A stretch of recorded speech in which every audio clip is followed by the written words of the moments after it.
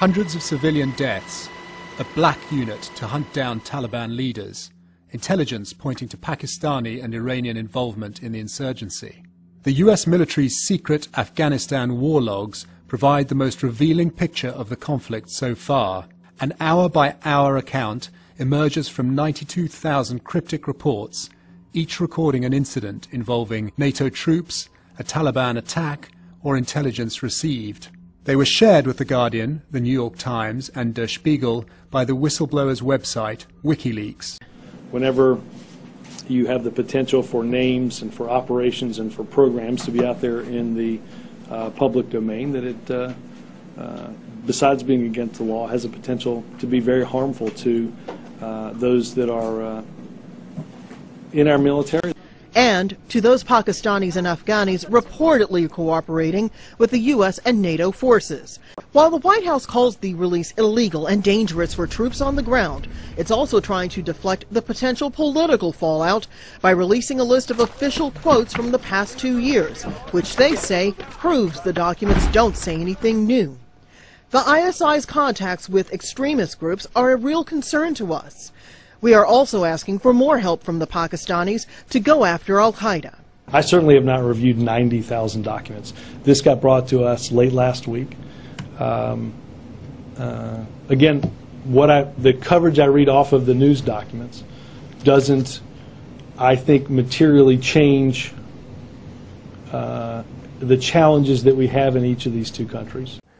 It is the role of good journalism to take on powerful abuses. And when powerful abuses are taken on, there is always a back reaction. So we see that controversy, and I believe that is a good thing to engage in. And in this case, it will show the true nature of this war. And then the public from Afghanistan and other nations can see what's really going on and take steps to address the problems. I mean, if you did receive thousands of US Embassy diplomatic cables... We would have released them. Yeah. You would? Yeah.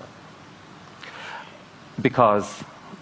Well, because these sort of things reveal what the true state of, say, Arab governments are like, the true human rights abuses in those governments. If you look at declassified cables, that's the sort of material that's there.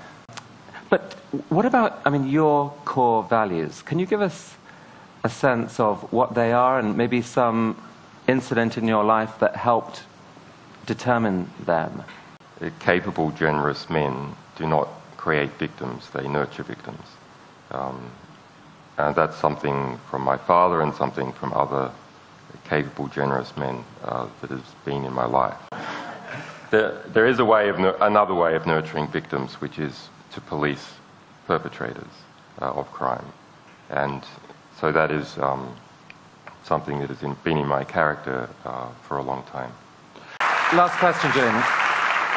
When you think of the future then, do you think it's more likely to be Big Brother exerting more control, more secrecy, or us watching Big Brother, or it's just all to be played for either way?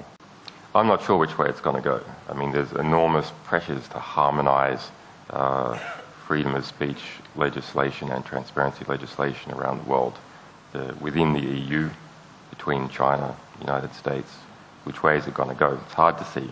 That's why it's a very interesting time to be in, because with just a little bit of effort, we can shift it one way or the other.